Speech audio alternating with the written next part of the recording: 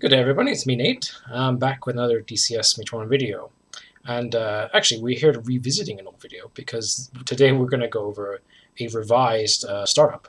I'm going to quickly start into it, but just to quickly let you know, the original video for this was a dirty startup video, as someone in the comments pointed out. It was designed so that players who literally had no idea how to start up big could hit the right buttons and start it up. So this is a bit more in depth than that, and we'll go over it in a little bit more details. But the idea is still the same. I'll give you a start, trying under 5 minutes. So let's get into it. So firstly, you get these back three switches here. These are the the inverters and battery heaters, what they sound like: battery heater and inverter. And then you go into these two red switches here. You can't see that well. Now these two switches are the DC and battery plus DC generator. So the battery's on, the DC generator's on. After that, you can turn on the radio, which is this top left button here in this panel, this right hand panel where all your main onboard equipment is, the power for it. So you pound on the radio. Now you can flick the radio switch onto the correct frequency, and then you call it on the radio frequency, request startup, but that's not a huge deal right now. There's also a black box switch here, which I'm not sure what the in-game effect is, but it records your flight data. I presume somewhere there is a combat recording. Anyways, so we've got the start. Then you turn on the fire extinguisher, which is this blue switch here. And then you put on the fuel pumps, which are the top three switches here. There's two fuel pumps and a drainer pump. So that's all the fuel pumps being turned on. So all three, you can hear them now, all three fuel pumps are on. Then you unlock the throttle, which is a little thing here, this little flick here. And you push it forward to the minimum power here. After you put on to the minimum power required, then you put on the APU switch, which is this one here, and then you push to start. Make sure the engine's on normal start here. There's an air start and a ground start. Make sure it's on ground start. Hold it for about 5 seconds. There we go.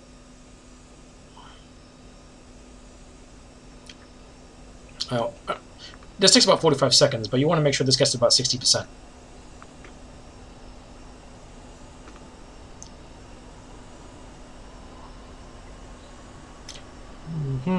While we're doing that, let's close the cockpit, which is here. Then you want to close the cockpit with this flick here. That actually locks it, but then this one pressurizes it. So, yep, you hear we're now sealed in, and the cockpit is now pressurized. Power is going up, which is all good.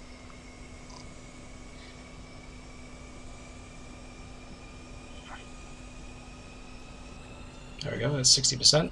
Once you pass 60%, I'll power down again. So now that's the engine started up. Now you put the AC generator on, which is this one here. Sorry. That one there. Then you hear the alternate current generator is on. You can hear that sound. I'm not sure how to describe it. There it is. After that, you turn on gyros 1 and 2.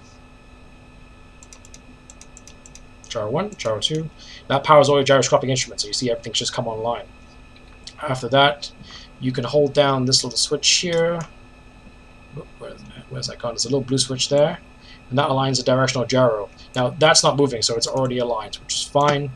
Now, after that, you can put on the IFF panel, the IFF, and the RWR panel, the radar warning receiver.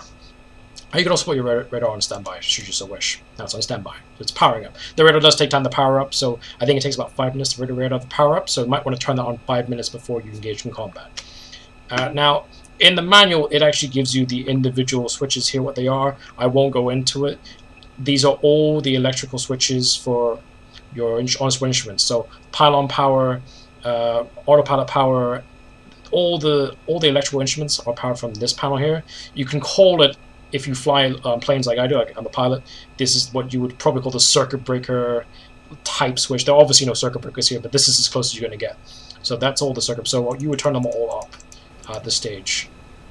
I think, as I mentioned before, the white ones are separate. I think they're color coded. I won't go into what they are. There's also here the light switch, nav light switch. It goes from not intense to most intense. So let's put to the most intense there. And you can put your landing light, taxi lights on here. Now your aircraft is ready to roll. that is that's the aircraft started up. I'll have another video released shortly, and we'll go over the actual cockpit instruments and indicators in a bit more depth. So until next time, guys, hope you guys found this useful, and I'll see you next time.